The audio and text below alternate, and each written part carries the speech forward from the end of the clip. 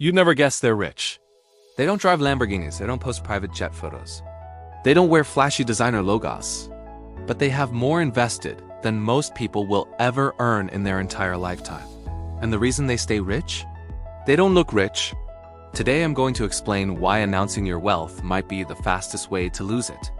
And why the people who build real, lasting financial freedom almost always move in silence. Because the truth is this, most people don't want to be wealthy. They want to be seen as wealthy. And if you don't understand the difference, you'll build an image instead of building independence. My name is Nick, and I spend way too much time thinking about money, not just how to make it, but how people accidentally destroy it. And there's a pattern I see over and over again. The moment someone starts accumulating real wealth, they change. Not financially, psychologically. They feel the urge to signal it, to upgrade, to display, to prove. And that urge, that need for recognition, is where wealth starts leaking. Let's talk about why. When you imagine making it, what's the first image that pops into your head? Be honest? The car? The house? The watches? The Instagram stories? The corner office? That's not financial freedom. That's a highlight reel. There's a massive difference between being rich and looking rich.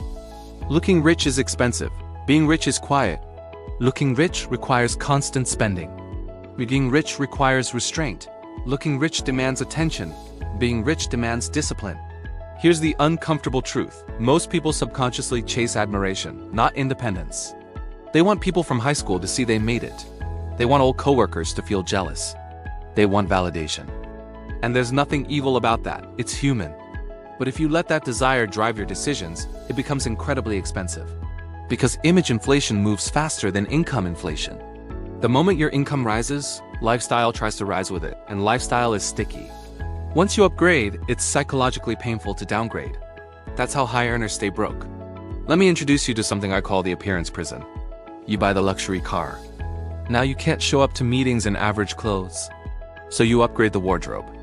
Now your apartment doesn't match the image, so you upgrade the apartment. Now your vacations need to align. Now your social circle shifts. Now your spending baseline is permanently elevated. You're no longer making financial decisions, you're managing an identity. And identities are expensive to maintain. What started as one purchase turns into a performance contract you signed with yourself.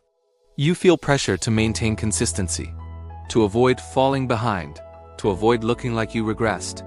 Meanwhile, the quiet millionaire next door is driving a 6-year-old Honda and investing the difference. Not because they can't afford more, but because they understand something powerful. Every dollar spent on signaling is a dollar not compounding. And compounding is the real flex. Let's make this brutally practical.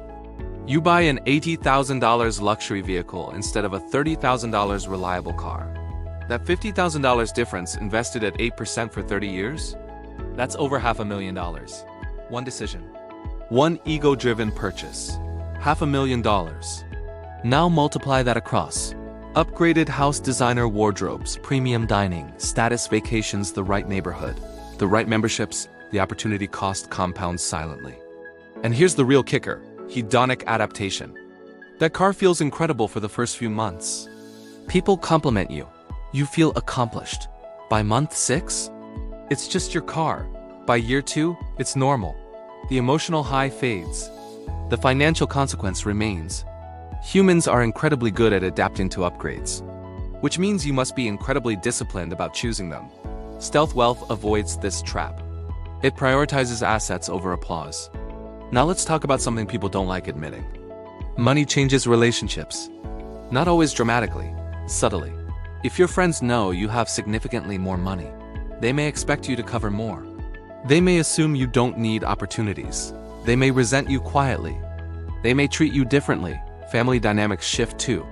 Suddenly, you're the one who can help. You're the safety net. You're the opportunity. And again, this doesn't make people bad. It makes them human.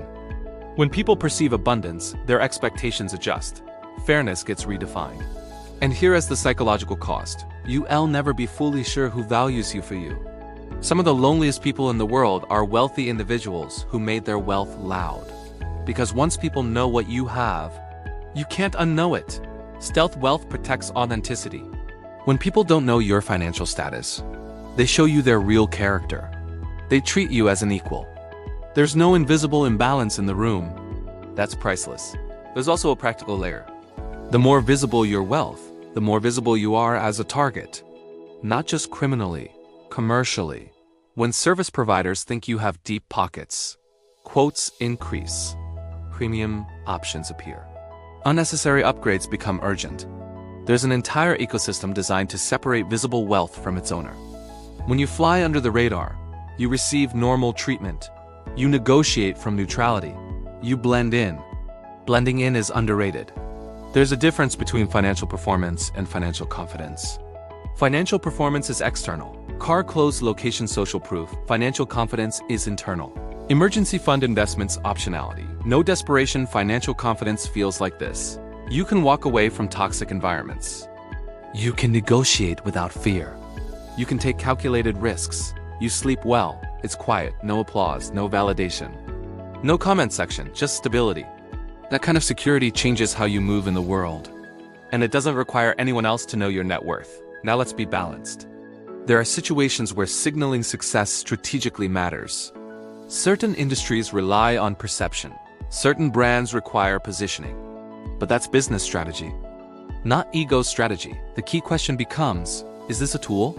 Or is this validation? If you can't separate those two motivations, you'll overspend every time. Intentional signaling is controlled. Insecure signaling is compulsive. Know the difference. Here's the irony. The greatest benefit of wealth is invisible. It's not the car. It's not the house. It's not the brand. It's freedom. Freedom to say no. Take time off. Help quietly. Pursue interests. Leave environments that shrink you, and you can enjoy all of that privately. You don't need an audience. In fact, it's often better without one. When you remove performance from wealth, you experience it more deeply. Travel becomes exploration instead of content creation. Generosity becomes meaningful instead of expected. Life becomes yours again. Here's the truth most people discover too late. When you stop trying to look rich, you finally give yourself permission to become rich. Because real wealth isn't about what you display. It's about what you control. It's about what doesn't control you. The best kind of rich is the kind nobody sees coming. You move quietly. You invest patiently. You build deliberately. And one day you realize you don't need anyone to know, because the real flex is peace. When you get rich, keep your mouth shut. Build silently. Live freely. And let everyone else play the exhausting game of financial theater.